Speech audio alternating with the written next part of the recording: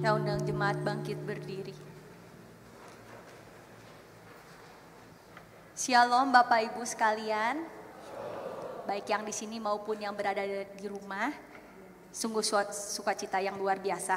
Di Minggu Prapaskah keempat ini kita bisa beribadah bersama, memuji Tuhan, menyembah Dia, mendengarkan sabdanya. Mari kita saat teduh sejenak.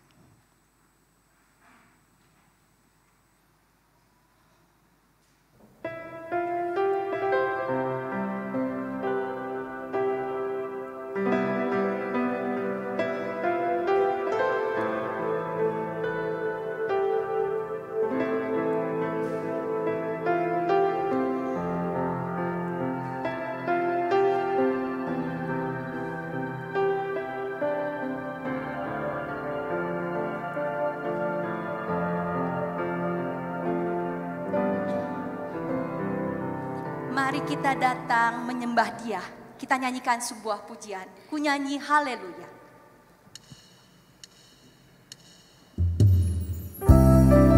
Bapa, aku datang menyembah-Mu di sini. Kita percaya Tuhan hadir di tengah-tengah kita. Amin.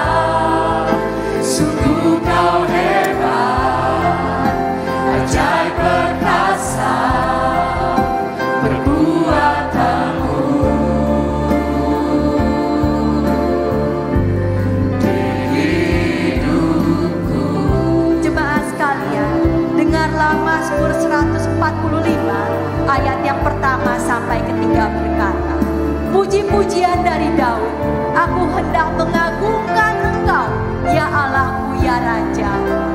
Dan aku hendak memuji nama-Mu untuk seterusnya dan selamanya. Setiap hari aku hendak memuji Engkau dan hendak memuliakan nama-Mu untuk seterusnya dan selamanya. Besarlah Tuhan dan sangat terpuji, dan kebesarannya tidak terduga. Mari kita katakan sekali lagi, Bapakku datang. Bapa-Ku datang menyembah-Mu di sini. Ku percaya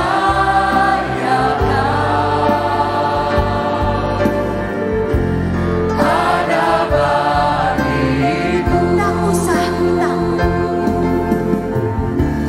tak usah ku takut, sebab Kau sertaku.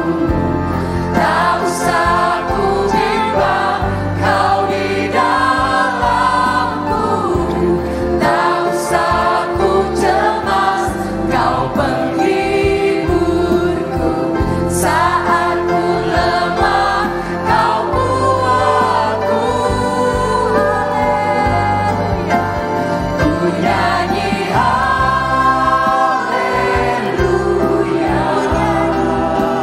Ku nyanyi haleluya. Allah kita hebat, sungguh Kau hebat, ajaib perkasa perbuatanmu. Ku nyanyi dari hati kita katakan, ku nyanyi haleluya.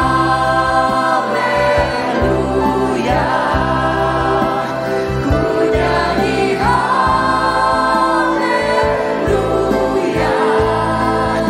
Sungguh Kau hebat, ajaib perkasa perbuatanmu.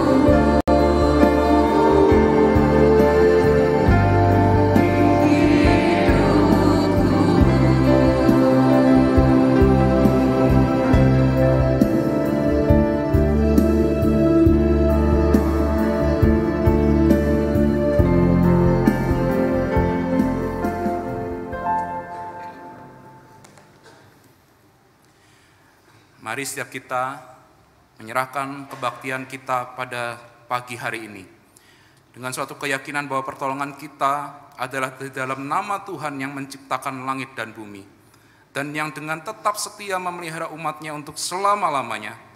Turunlah atas setiap kita sekalian anugerah dan damai sejahtera dari Allah Bapa dan dari Tuhan kita Yesus Kristus, serta dalam persekutuan dengan Roh Kudus. Gloria Patri, Allah Maha Kuasa, kita naikkan keempat baitnya.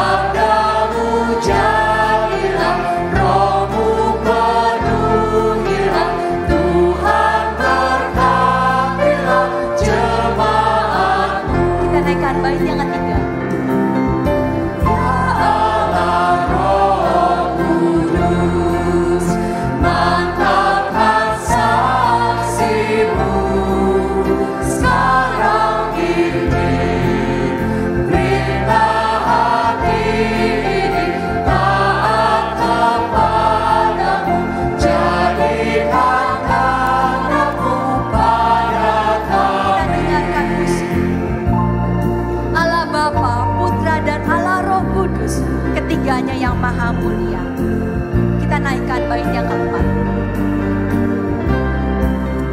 Allah Bapa, Putra, dan Allah Roh Kudus, ketiganya yang maha mulia dan maha perkasa, ku sembahkan puji selalu.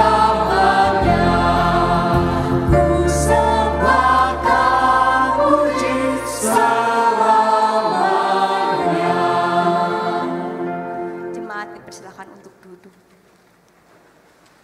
Allah kita adalah Allah yang kudus. Sebelum lebih lanjut, mari kita tundukkan diri di hadapan Allah, memohon ampun atas segala dosa yang kita perbuat, agar kita disucikan olehnya.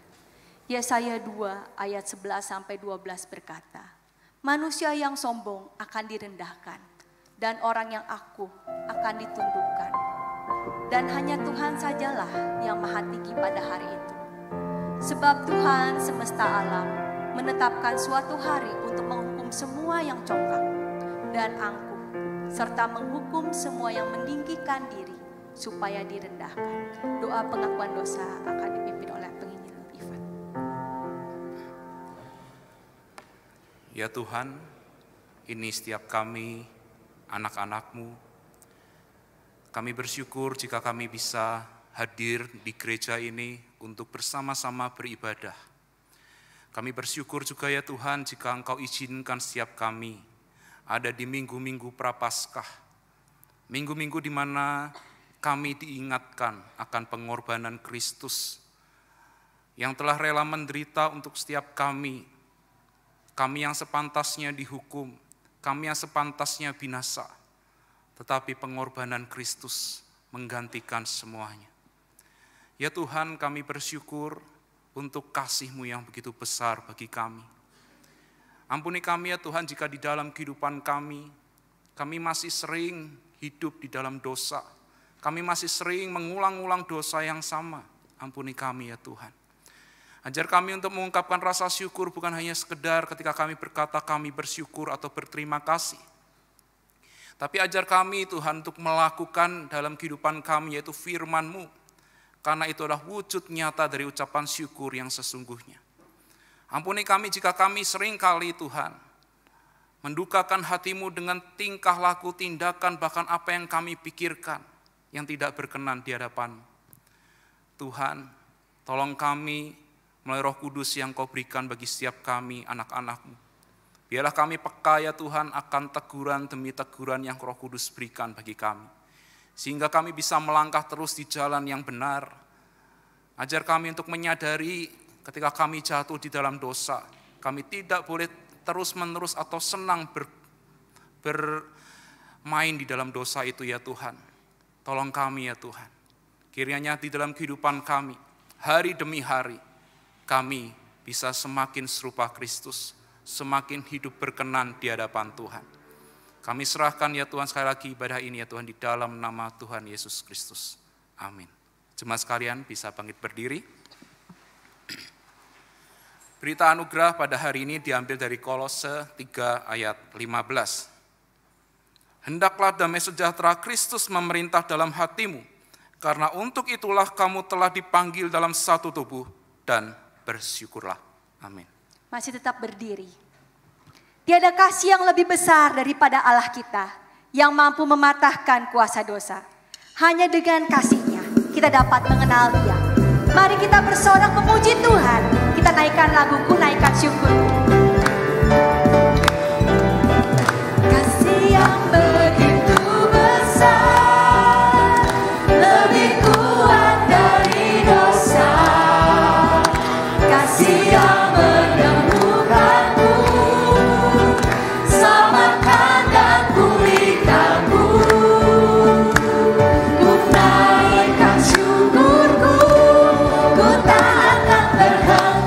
memuji, bertingkah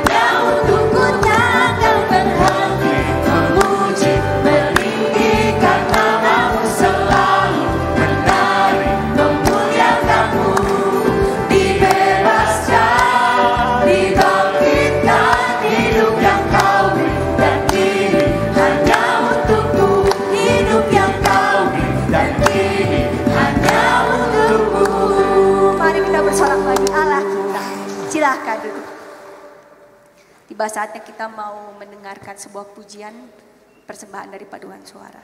Kami persilahkan.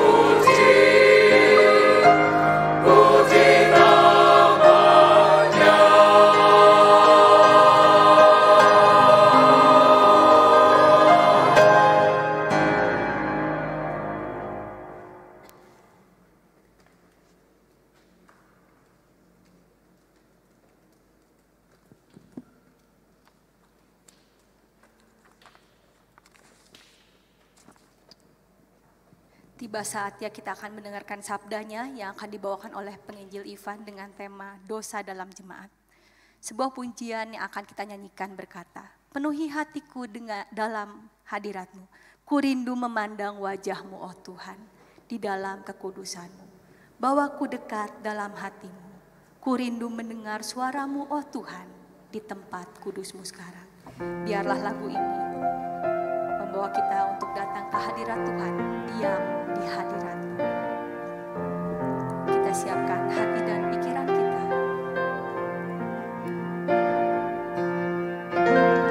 Penuhi hatiku dengan hadir-Mu.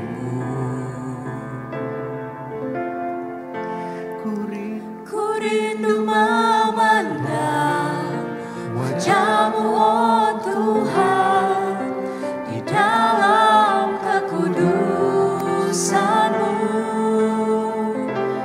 Bawaku dekat dalam hati-Mu.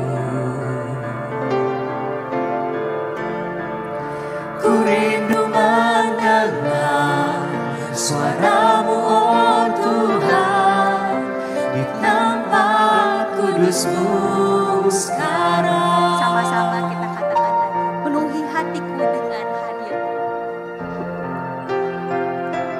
Mungkin lagu ini baru buat kita, mari kita belajar bersama-sama. Penuhi hatiku dengan hadir-Mu. Ku rindu memandang wajah-Mu oh Tuhan, di dalam kekudusan-Mu. Bawaku dekat dalam hati-Mu. Ku rindu mendengar suara-Mu oh Tuhan, di tempat kudus-Mu sekarang. Katakan Ku rasakan kasih-Mu dan indahnya kekudusan-Mu. Penuhi dengan kasih-Mu, diam di hadirat-Mu. Ku mengangkat tanganku dan ku bersyukur menyembah-Mu. Penuhi dengan kasih-Mu, diam di hadirat-Mu. saya undang jemaat bangkit berdiri. Kita katakan bahwa aku dekat dalam hati-Mu.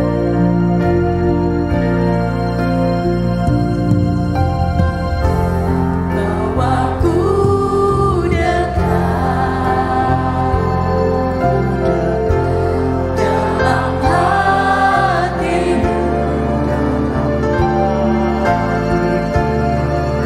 Ku rindu mendengar suara-Mu oh Tuhan, di tempat kudus-Mu sekarang.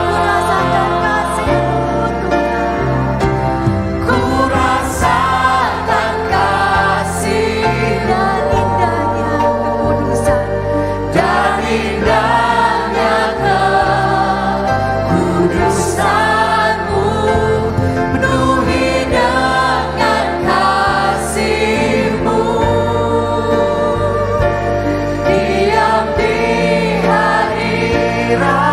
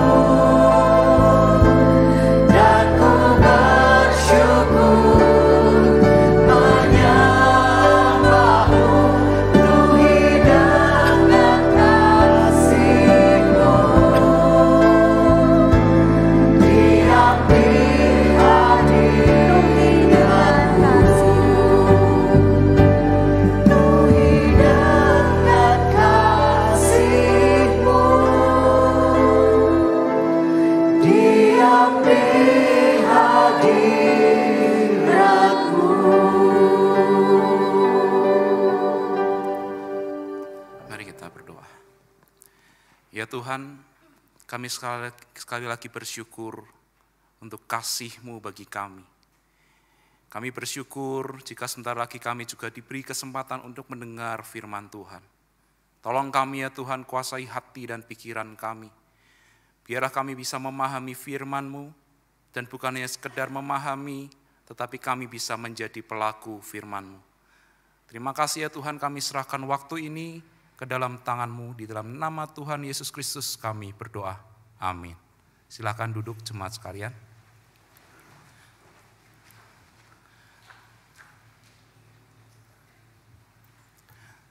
Shalom. Ya, bersyukur kita saat ini memasuki Minggu Prapaskah yang keempat. Kita bersyukur kenapa kita bisa melalui minggu demi minggu Prapaskah. Tentu bukan sebuah rutinitas, tetapi menjadi sebuah waktu dan masa di mana kita merefleksi diri kita lebih dalam lagi. Mengenang, mengingat akan penderitaan Kristus dan kemenangannya atas maut. Bapak, Ibu, Saudara-saudara sekalian, di minggu keempat Prapaskah ini, saya akan membahas sebuah tema yang menjadi juga tema perikop dari Lembaga Alkitab Indonesia, yaitu berbicara tentang dosa dalam jemaat, yang diambil dari 1 Korintus pasalnya yang ke-5. Jemaat sekalian bisa memperhatikan Alkitab masing-masing, 1 Korintus pasal yang ke-5, baik yang membawa masih dalam bentuk Alkitab terjemahan baru yang pertama, ataupun kedua bisa memperhatikan dengan baik-baik. Izinkan saya membacakannya berdasarkan Alkitab terjemahan baru yang kedua. Dosa dalam jemaat. Memang orang mendengar bahwa ada percabulan di antara kamu, dan percabulan yang begitu rupa, yang bahkan tidak terdapat sekalipun di antara bangsa-bangsa yang tidak mengenal Allah, yaitu bahwa ada orang yang hidup dengan istri ayahnya. Sekalipun demikian kamu sombong.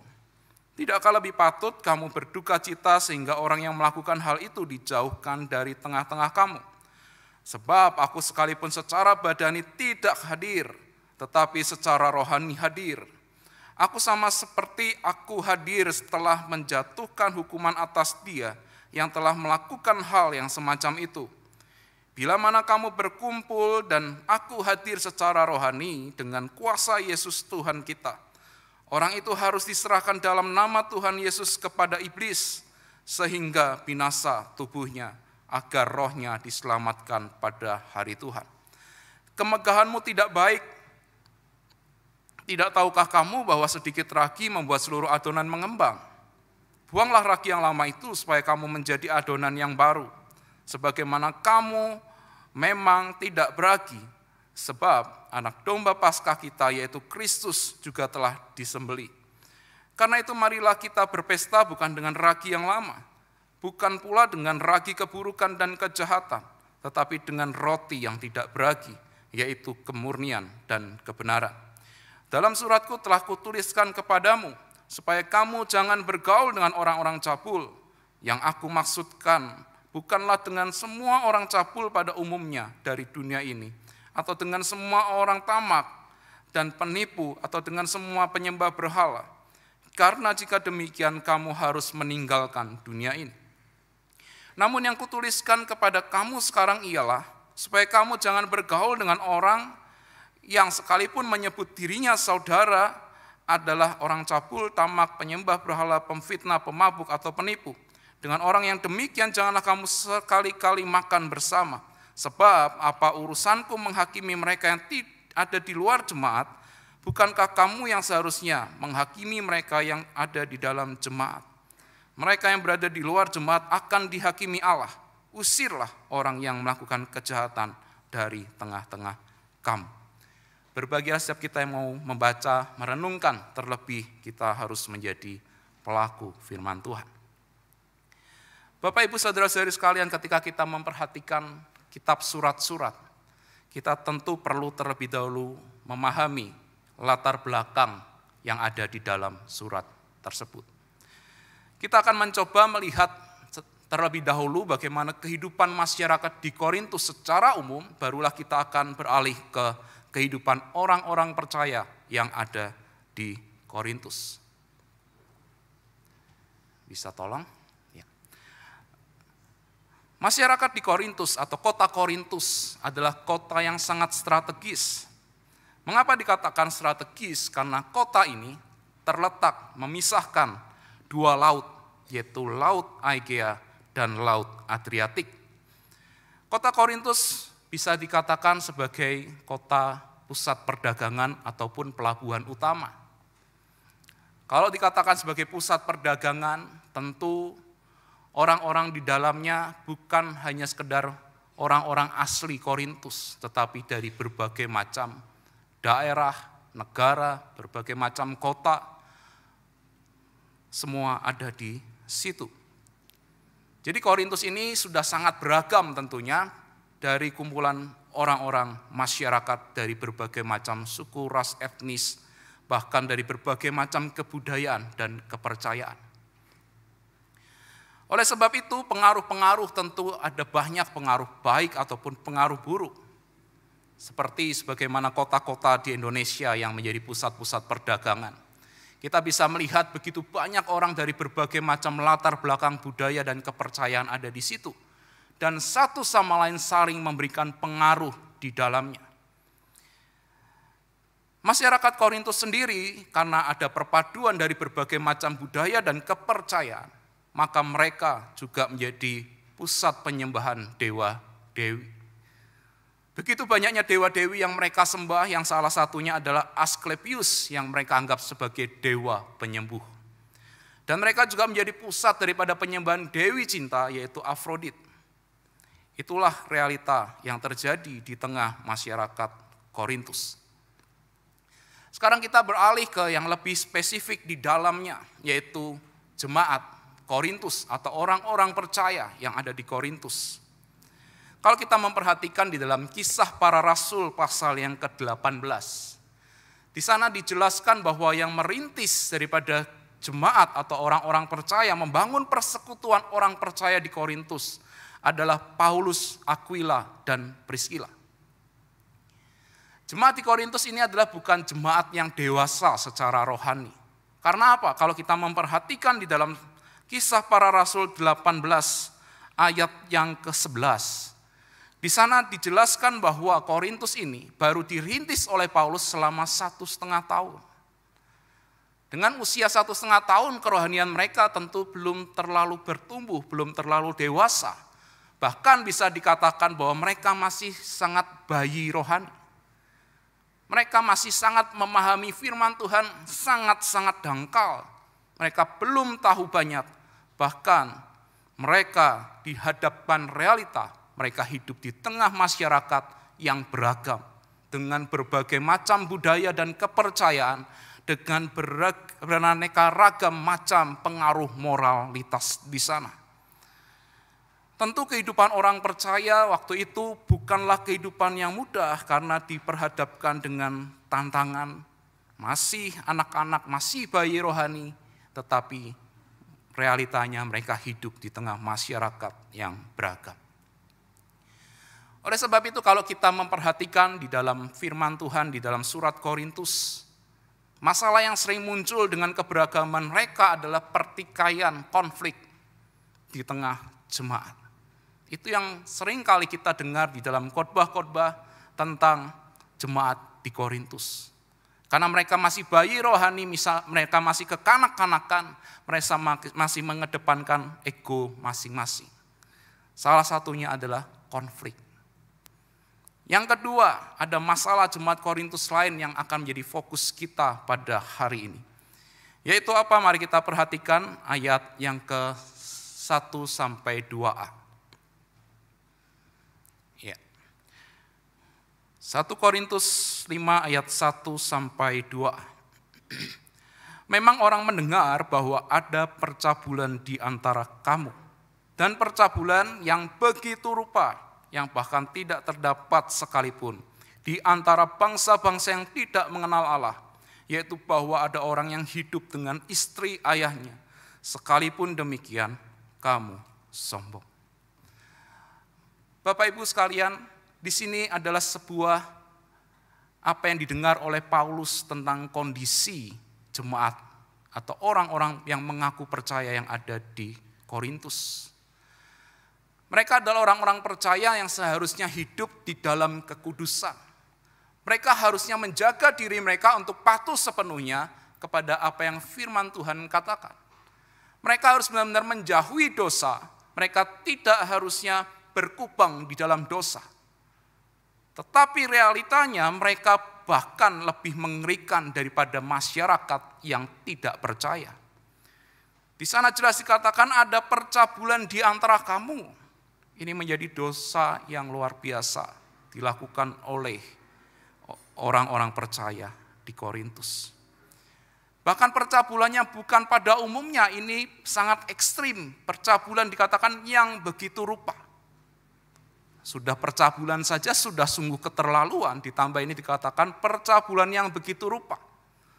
Bahkan dilanjutkan tidak terdapat sekalipun di antara bangsa-bangsa yang tidak mengenal Allah. Bahkan sampai Paulus membandingkan dengan orang-orang yang tidak percaya. Orang-orang yang ada di luar sana yang belum percaya. Mereka dikatakan lebih parah. Lebih hancur di dalam melakukan percabulan. Bahkan di sana dijelaskan salah satu percabulan mengerikan yang mereka lakukan. Ada orang yang hidup dengan istri ayahnya. Yang artinya siapa? Ibunya sendiri. Mereka melakukan incest, melakukan hubungan dengan orang tua kandungnya. Dan ini adalah realita yang terjadi di masa itu. Oleh sebab itulah Paulus memberikan nasihat. Karena dosa yang mereka lakukan sungguh-sungguh sudah keterlaluan. Bukan hanya itu Bapak Ibu, kalau kita perhatikan kata terakhir di sana. Di sana ada kata, sekalipun demikian, kamu sombong. Mereka sudah melakukan dosa percabulan, dosa yang percabulan yang begitu rupa, dosa yang lebih parah daripada orang yang belum mengenal Allah. Tetapi mereka sombong. Kata sombong ini bisa membuat kita memahami bahwa mereka sudah melakukan dosa percabulan, tetapi mereka merasa tidak berdosa. Mereka bangga dengan dosa mereka. Mereka merasa ini loh aku yang sudah melakukan dosa, seakan ingin berbicara bahwa lakukan seperti apa yang kami lakukan, yaitu melakukan dosa percabulan. Kata sombong juga menggambarkan bahwa tidak ada raut penyesalan di tengah orang-orang yang mengaku percaya tetapi tidak hidup di dalam kekudusan seksualitas. Mereka benar-benar hidup berkubang di dalam dosa percabulan. Mereka sombong. Relevankah masalah yang terjadi di Korintus ini untuk dikhotbahkan, untuk kita belajar sama-sama dalam konteks zaman sekarang? Kalau kita ada yang berpikir mungkin ya nggak adalah orang percaya zaman sekarang mah baik-baik. Semuanya rajin, ikut pembinaan A, B, C, D, semua. Bahkan pendeta kalah, pembinaannya semua diikuti. Enggak baik-baik. Apalagi kalau gerejanya fokus dalam pembinaan, pasti baik-baik. Enggak ada dosa percabulan itu. Hal yang mencengangkan beberapa tahun lalu, sempat viral. Yaitu seorang apologet, seorang yang sangat pandai, sangat mendalami firman Tuhan. Tetapi ia ketika meninggal terkuak ke publik bahwa ia telah mencabuli beberapa wanita. Seorang apologet. Siapapun yang mempertanyakan iman Kristen dia bisa jawab dengan baik, dengan fasih dan meyakinkan orang bahwa itulah kebenaran. Dia bukan hanya sekadar pembaca Alkitab setiap hari, dia mendalami sungguh-sungguh, bahkan dia menjadi apologet yang terkenal di dunia. Apologet-apologet junior bisa belajar dengannya. Tetapi ketika meninggal, terkuak dosa percabulan yang pernah ia lakukan. Kalau kita memperhatikan di dalam berita online, dalam BBC 25 Agustus 2022, diberitakan di sana bahwa ada seorang pendeta melakukan percabulan sejak 2009. Dengan dalih proses pengudusan. Ya, banyak orang mengatasnamakan atau berkata-kata atas dasar firman Tuhan tapi dipelesetkan dan sesuai kepentingannya. Dan dia mempergunakan untuk mencabuli beberapa wanita. Di dalam Detik News, berita 8 Maret 2020, seorang pendeta di sebuah gereja di kota besar di Indonesia ditangkap karena mencabuli jemaatnya 17 tahun lamanya. 7 September 2022, berita di Detik News juga diberitakan, ada calon pendeta mencabuli 6 gadis remaja.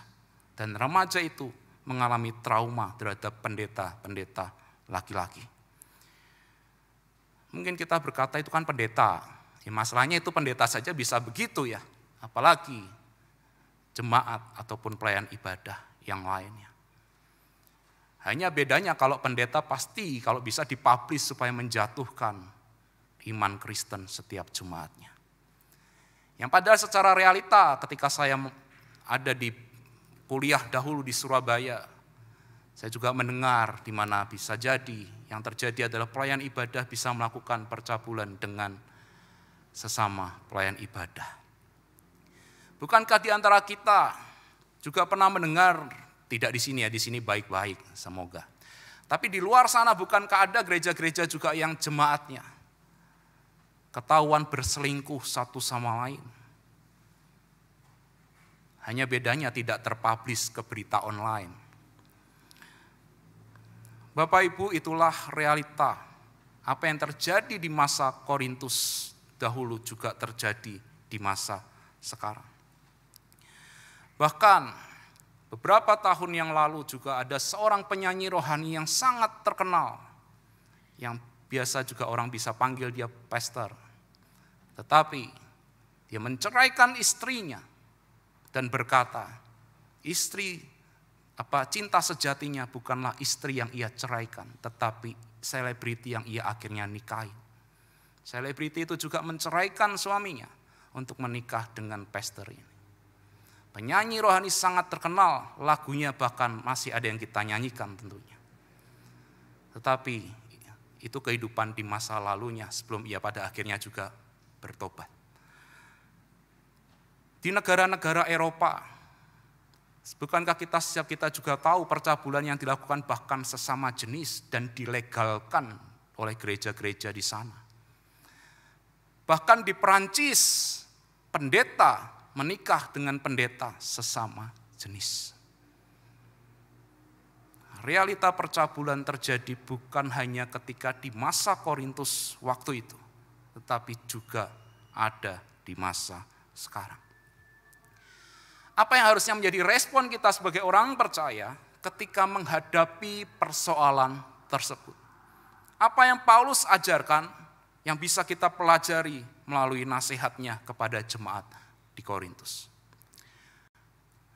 Respon Paulus yang juga supaya itulah menjadi respon jemaat Korintus adalah, tidakkah lebih patut kamu berduka cita?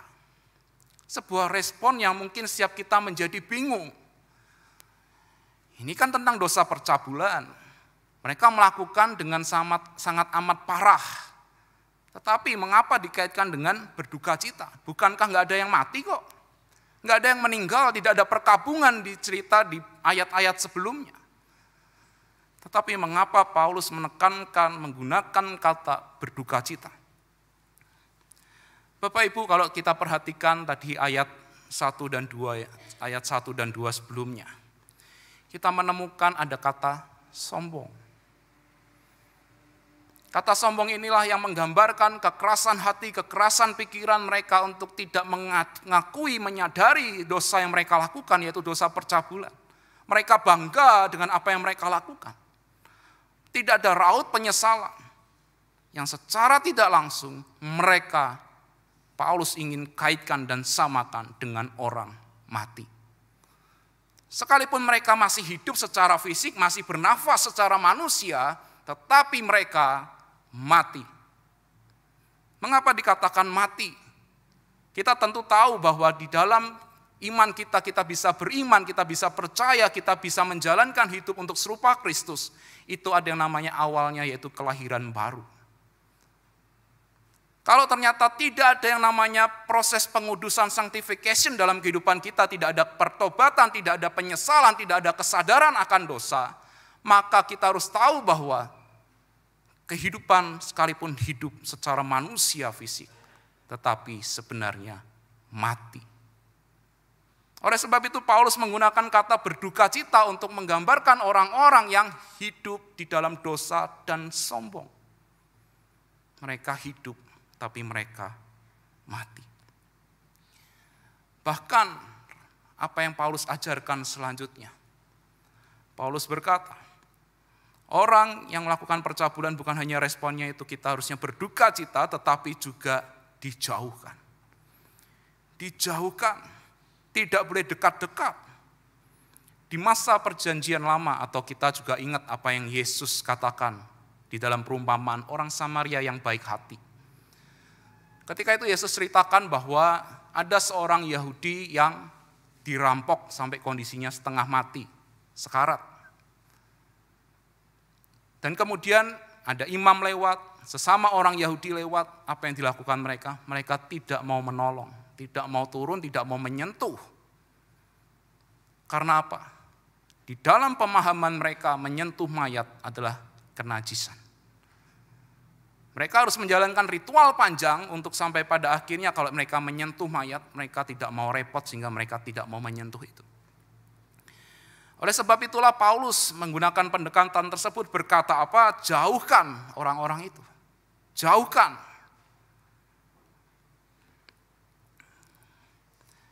Dan untuk memahami lebih jauh kita bisa memperhatikan apa yang dimaksud jauhkan tersebut. Ayat 6-8. Kemegahanmu tidak baik. Tidak tahukah kamu bahwa sedikit ragi membuat seluruh adonan mengembang? Buanglah ragi yang lama itu supaya kamu menjadi adonan yang baru. Sebab kamu memang tidak beragi. Sebab anak domba Paskah kita yaitu Kristus juga telah disembelih. Karena itu marilah kita berpesta bukan dengan ragi yang lama, bukan pula dengan ragi keburukan dan kejahatan, tetapi dengan roti yang tidak beragi, yaitu kemurnian dan kebenaran. Di situ beberapa kali Paulus mengulang kata ragi. Paulus ingin mengaitkan dosa, yaitu dengan ragi. Ketika ragi sudah mati, sudah lama, maka tidak ada gunanya selain dibuang. Saya itu suka masak. Ya, suka masak, tetapi masakan yang umum kalau membuat kue seringkali gagal. Karena apa? Ragi itu kalau belum hidup, benar-benar hidup ya, biasanya kan harus dihidupkan terlebih dahulu supaya bisa berfungsi di adonan kue. Ya maafkan kalau salah ya, tapi setahu saya begitu ya. Kalau ragi tersebut mati, belum hidup, mau kita campurkan ke adonan kue, tidak akan ada gunanya. Kuenya akan tetap bantet, kuenya akan tidak mengembang. Tidak ada gunanya kita campurkan ragi tersebut. Mau kita campurkan sebanyak-banyaknya ragi yang mati, tidak akan membuat mengembang adonan sebuah kue. Yang jadi adalah merusak cita rasa. Karena kebanyakan ragi yang mati tentu membuat adonan menjadi rasanya enggak karu-karuan. Oleh sebab itu Paulus berkata di ayat yang ke-7, buanglah. Sebuah kata yang sangat keras. Buanglah ragi yang lama itu. Bapak Ibu saudara-saudari sekalian, Paulus di sini mengajarkan supaya jemaat di Korintus untuk tidak membiarkan dosa percabulan terlebih dilakukan orang atas dasar bahkan sombong, tidak menyadari akan kesalahan dosa yang mereka lakukan. Bahkan lebih keras lagi Paulus berkata, usirlah orang yang melakukan kejahatan dari tengah-tengah kamu. Ketika kita memperhatikan kata dibuang, dijauhkan, tentu itu menjadi kata yang sangat sensitif di telinga kita. Sebuah kata yang sangat kasar, sangat keras, tapi itulah yang Paulus nasihatkan kepada jemaat di Korintus. Supaya kalau ada orang yang melakukan dosa percabulan, bahkan dosa yang lain dan mereka sombong, maka buanglah mereka, usirlah mereka. Mengapa enggak ada cara baik-baik, Bapak Ibu? Kita tentu pernah melihat orang yang sudah meninggal, ya. Orang kalau sudah meninggal bisa dia jalan sendiri ke peti matinya, bisa dia jalan sendiri, oh iya ya sudah sampai sini ya, saya masuk ke lubang kremasi gitu, bisa? Enggak bisa. Peran orang yang masih hidup itu adalah peran yang mau enggak mau, yaitu melakukan tindakan tersebut. Dalam konteks orang yang melakukan dosa yang bahkan sudah sombong, mereka seperti orang mati, yang artinya mereka tidak akan pernah bisa menyadari kesalahan mereka lagi. Maka tidak ada jalan lain selain membuang atau mengusir mereka.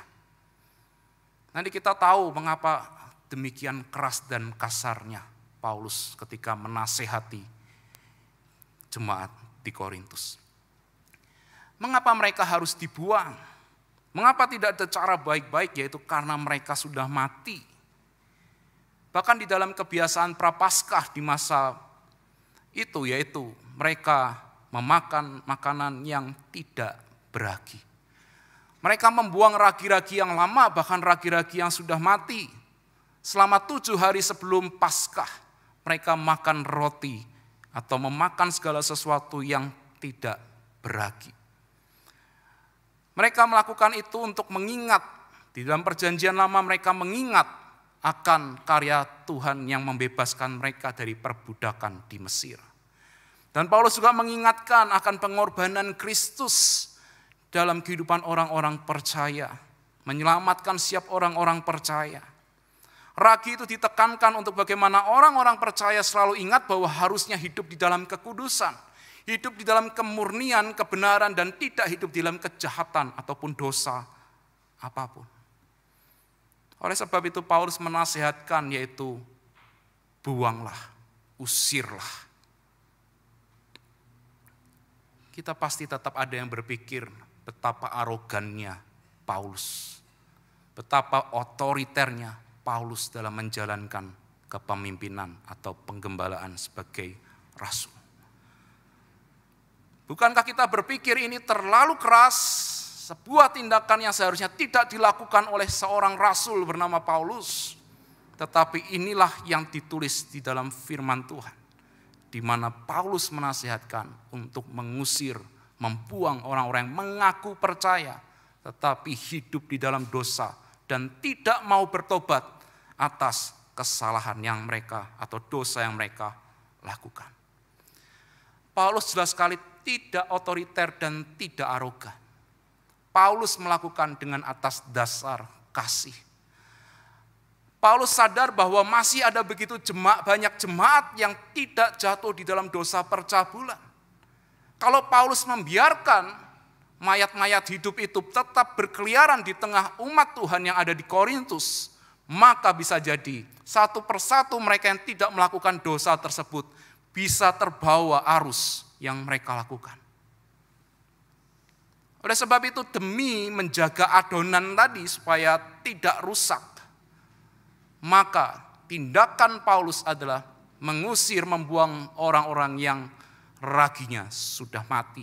Secara fisik hidup tetapi kerohaniannya mati. Supaya jemaat yang masih ada itu tidak melakukan dosa sebagaimana orang-orang yang hidup di dalam dosa. Inilah yang Paulus lakukan dan Paulus ajarkan kepada jemaat di Korintus. Relevankah? Tadi kan di awal relevan dalam konteks masalahnya. Sekarang apakah relevan penyelesaian masalah yang Paulus tawarkan, ajarkan ini dengan kehidupan gereja atau orang percaya di zaman sekarang? Bapak Ibu, saudara-saudari sekalian, kita apakah pernah mendengar kata ini, disiplin gereja? Kita seringkali lupa bahwa di sebuah gereja, sebenarnya di seluruh gereja saya yakini ada yang namanya disiplin gereja. Bedanya fenomena yang terjadi adalah gereja-gereja ada yang tidak menjalankan sama sekali disiplin gerejanya. Sehingga ketika ada jemaat jatuh di dalam dosa, mau percabulan, penipuan, pemfitnahan dan apapun itu, gereja menganggap bahwa enggak apa-apalah, tidak masalah lah. Kalau nanti diusir jemaatnya berkurang, ini sudah 50 diusir, tinggal 5 nanti.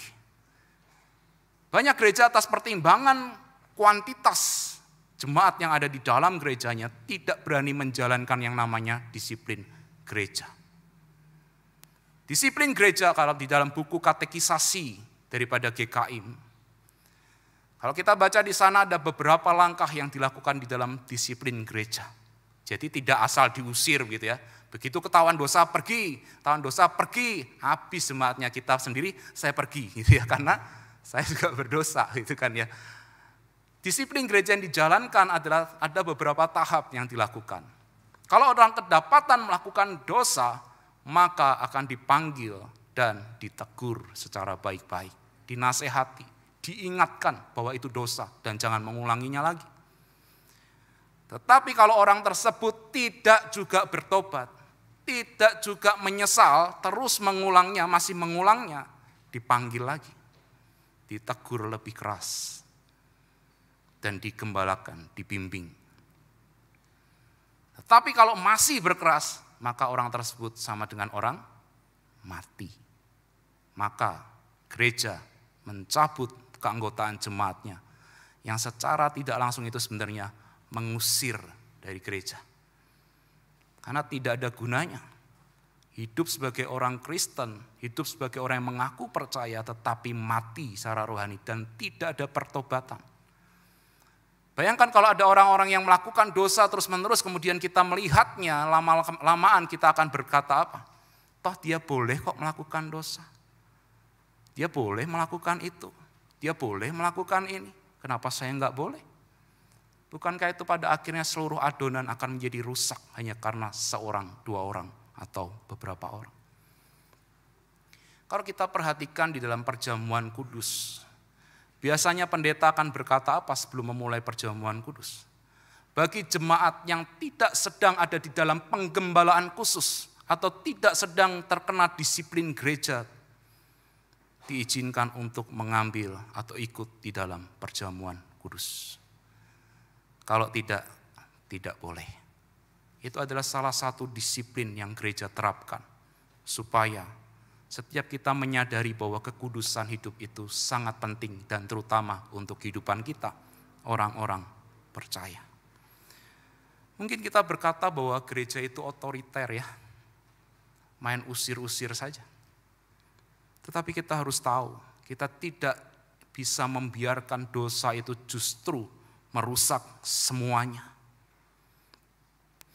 Ada gereja-gereja yang memang mengabaikan disiplin gereja dengan atas dasar nanti jemaatnya berkurang dan lain sebagainya. Tetapi ada juga di sisi lain fenomena di mana gereja menjalankan disiplin gereja tetapi tidak dengan tanggung jawab. Berdasarkan kepentingan dan kedekatan.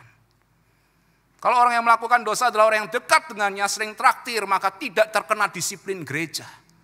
Udahlah, cincailah. Enggak apa-apalah, udah diem-diem aja lah, enggak usah ngomong-ngomong. Tapi kalau yang terkena adalah orang yang tidak kaya, tidak dekat, maka langsung usir saja. Ada gereja-gereja demikian yang tidak tanggung jawab dalam menjalankan disiplin gereja. Ada bahkan gereja yang tidak menjalankan penggembalaan di dalam disiplin gereja. Hanya sekedar menegur, kamu salah, tetapi tidak dibimbing. Dan sampai pada akhirnya besoknya ketemu, kamu salah. Besoknya lagi, kamu pergi. Tidak ada bimbingan, tidak ada penggembalaan. Itu juga tidak benar. Sebuah gereja harus menjalankan disiplin gereja untuk menjaga domba-domba yang Tuhan percayakan. Supaya satu sama lain tidak saling mencemari dirinya masing-masing. Supaya satu sama lain tidak terpengaruh dengan dosa-dosa yang dilakukan oleh orang yang ada di dekatnya. Itulah bukan karena gereja otoriter, tetapi itulah wujud kasih di mana itu harus dijalankan untuk menjaga domba-domba yang Tuhan percayakan untuk digembalakan di gereja yang Tuhan percayakan. Selanjutnya ada juga relevansi dalam diri kita tentang firman Tuhan hari ini. Di masa Prapaskah ini mari kita lihat hati kita masing-masing. Jangan terlalu sibuk melihat orang lain tetapi kita lihat diri kita. Jangan-jangan diri kita adalah orang yang sebenarnya mati dan justru yang pantas diusir dari tengah-tengah umat Tuhan. Adakah dosa yang masih melekat dan kita biarkan itu dengan dalih nanti bertobat kapan-kapan saja? Kalau kita benar-benar orang yang sudah dipilih dan sungguh-sungguh percaya kepada Kristus, maka hidup kita seharusnya ada proses sanctification, pengudusan, di mana kita hari demi hari makin serupa Kristus. Kalau demi hari justru menunjukkan hidup berkubang dalam dosa, maka jangan-jangan kitalah yang harus diusir. Kita harus menyadari bahwa firman hari ini sangat keras menegur setiap kita. Ketika Prapaskah juga kita melihat diri kita, apakah ada sel-sel mati, yaitu dosa-dosa yang masih melekat itu. Tilik satu persatu hal di dalam diri kita, hati kita, pikiran kita, perkataan kita, tingkah laku kita. Apapun itu, tilik hati kita masing-masing, diri kita masing-masing. Kalau ditemukan ada dosa yang masih melekat dalam diri kita, buanglah, usirlah, dan biarlah hidup kita murni dan benar di hadapan Tuhan. Jangan mau menjadi orang yang mati tetapi kita hidup. Jadilah orang yang sudah dilahir barukan dan hidup di dalam Kristus, hidup berkenan di hadapan Tuhan. Mari kita berdoa. Terima kasih ya Tuhan, kami bersyukur untuk firman hari ini. Sekalipun sangat keras, tetapi itulah yang harus diberitakan. Dan biarlah itu menegur setiap kami di dalam masa Prapaskah ini, mempersiapkan diri kami masing-masing untuk membuang ragi-ragi yang lama, ragi-ragi yang sudah mati, dosa-dosa yang melekat dalam hidup kami mau usir Tuhan di dalam nama Tuhan Yesus. Kiranya Tuhan Kaulah yang berkuasa dalam kehidupan kami. Dan kiranya Tuhan, gereja ini juga dapat menerapkan disiplin gereja dengan bijak dan bertanggung jawab. Sehingga firman Tuhan bukan hanya diberitakan, tetapi dinyatakan demi menjaga kawanan domba yang Kau percayakan untuk digembalakan di gereja ini. Di dalam nama Tuhan Yesus Kristus kami sudah berdoa. Amin. Tuhan Yesus memberkati.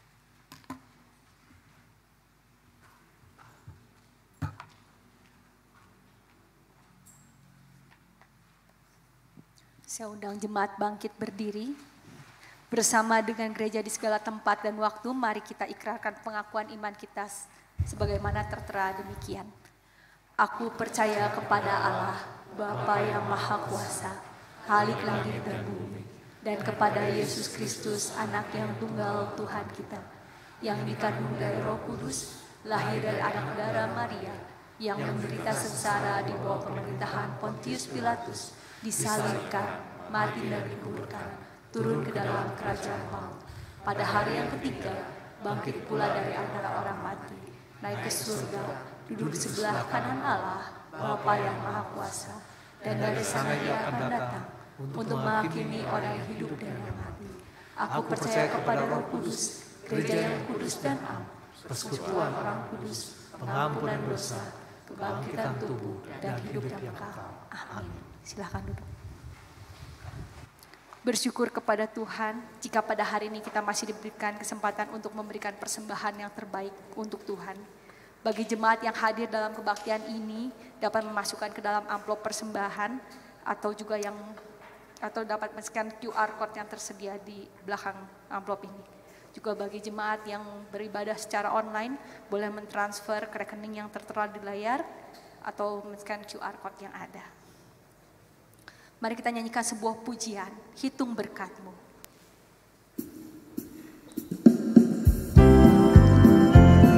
Hitung berkat Tuhan, pasti kau tercengang akan karyanya. Bila gelombang kehidupan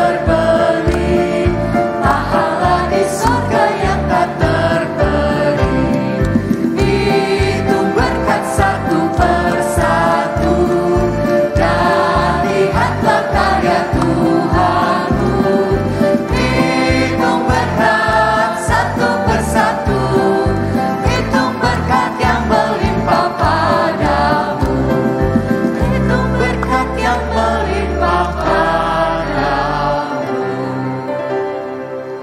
Mari kita tundukkan kepala, kita berdoa. Tuhan, kami tahu kami manusia yang lemah.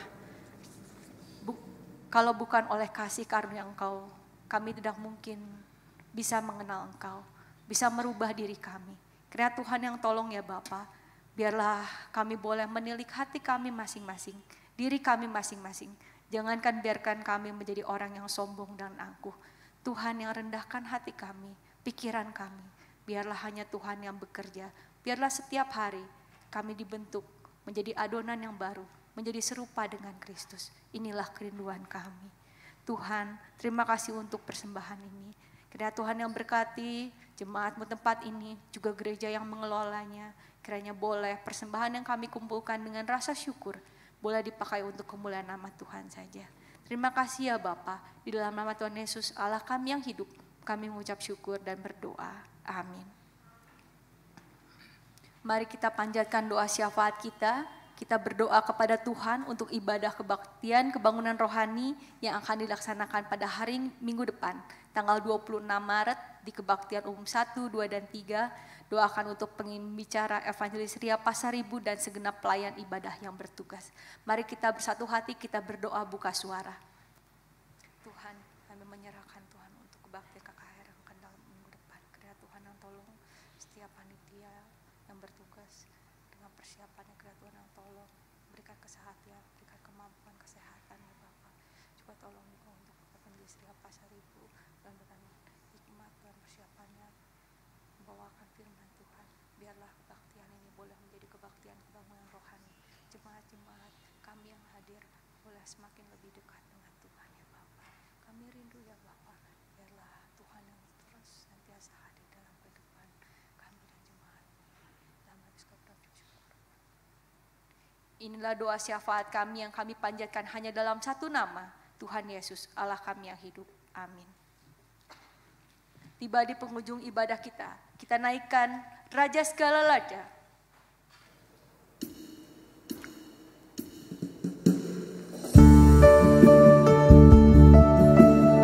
Puji Dia, Allah Bapa, Putra dan Roh Kudus.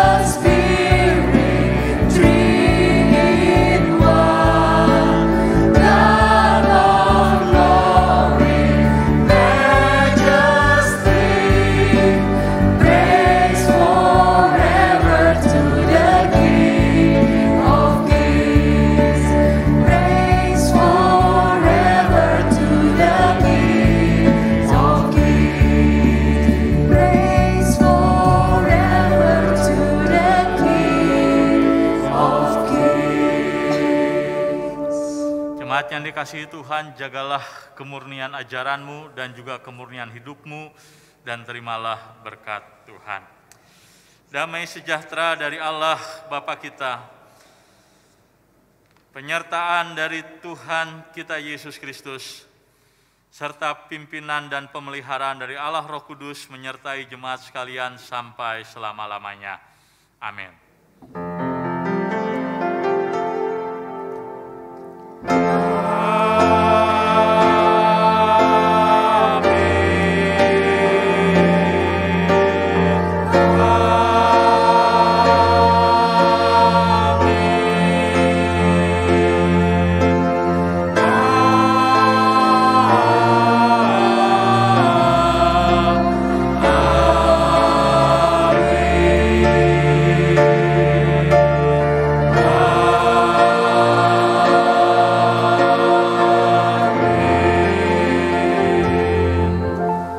Jemaat dipersilakan duduk, silakan ambil waktu bersatu teduh, mengucap syukur kepada Tuhan, dan jangan pulang dulu, saya akan membacakan satu warta penting.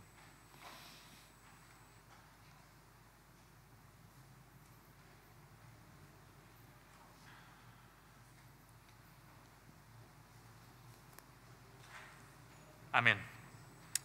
Jemaat yang dikasihi Tuhan, ada satu hal yang saya perlu sampaikan sesuai dengan apa yang rapat penatua telah putuskan mengenai peneguhan penatua, calon diaken, dan juga kemajelisan periode 2023-2025.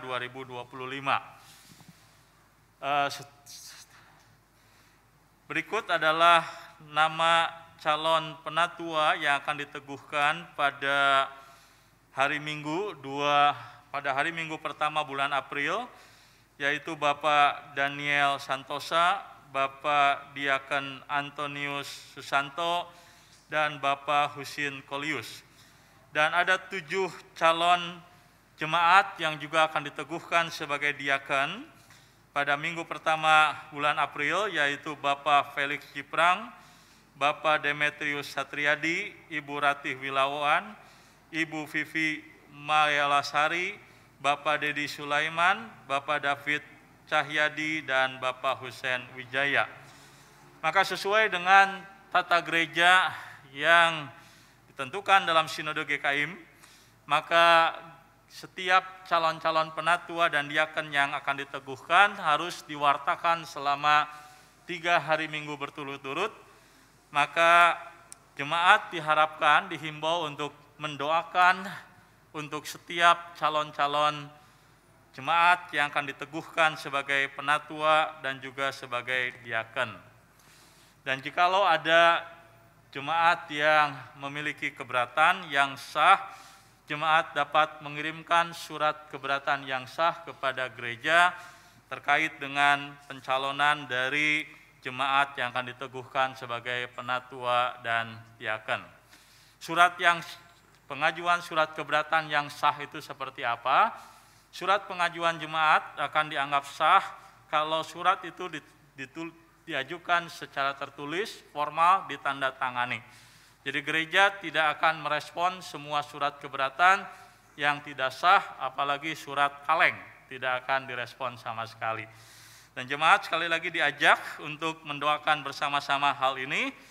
Dan jikalau Tuhan berkenan, maka pada minggu pertama bulan April akan diadakan peneguhan baik bagi 3 jemaat yang akan diteguhkan sebagai penatua, 7 jemaat yang akan diteguhkan sebagai diaken, dan juga keseluruhan jemaat-jemaat yang akan melayani dalam kemajelisan periode 2021, 2023, 2025. Itu saja yang ingin saya sampaikan. Untuk partai yang lain akan disampaikan oleh Ibu Kartika. Tuhan memberkati. Selamat datang dan beribadah kepada kita semua. Apa ada yang jemaat yang baru pertama kali datang hadir di tempat ini? Pengumuman selanjutnya adalah Gerakan Andreas 1-1. Tuhan Yesus memberikan perintah untuk memberitakan Injil kepada mereka yang belum percaya, tapi seringkali kita merasa takut dan enggan untuk memberitakan Injil. Ada cara sederhana, yaitu dengan menjalankan Gerakan Andreas. Kita dapat mengajak mereka yang sudah lama tidak beribadah di gereja atau yang belum percaya untuk hadir di KKR PI pada tanggal 26 Maret 2023, agar mereka dapat mengalami kuasa kasih Kristus yang mengubahkan Injil. Panitia menyediakan undangan untuk menjalankan Gerakan Andreas ini 1-1. Undangan dapat diambil setelah KU 1, 2, dan 3. Salam 1-1. Pengumuman berikutnya adalah jadwal kebaktian dan gladi bersih KKR Jumat Agung dan Paskah. Dalam rangka memperingati kematian dan kebangkitan Tuhan Yesus, berikut adalah jadwal rangkaian kebaktian dan gladi bersih. Kebaktian kebangunan rohani pada hari Minggu 26 Maret di KU 1, 2, dan 3, gladi bersih di Kamis pada tanggal 25 Maret pukul 18.00. Jumat Agung diadakan pada tanggal 7 April hari Jumat pukul 7 pagi dan 10 pagi. Gladi bersih akan dilakukan pada hari Rabu tanggal 5 April pukul 18.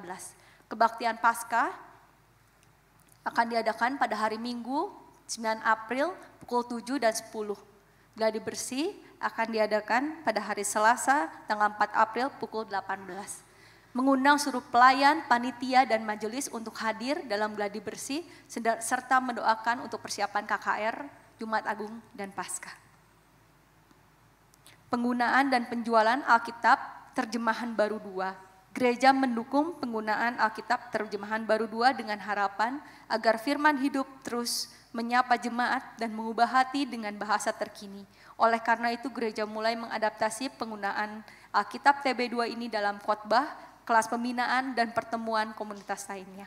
Untuk mendukung hal ini, hari ini akan dibuka meja penjualan TB2, harga normal Rp100.000, jemaat dan simpatisan dapat membeli dengan harga subsidi, satu keluarga satu Alkitab senilai Rp50.000.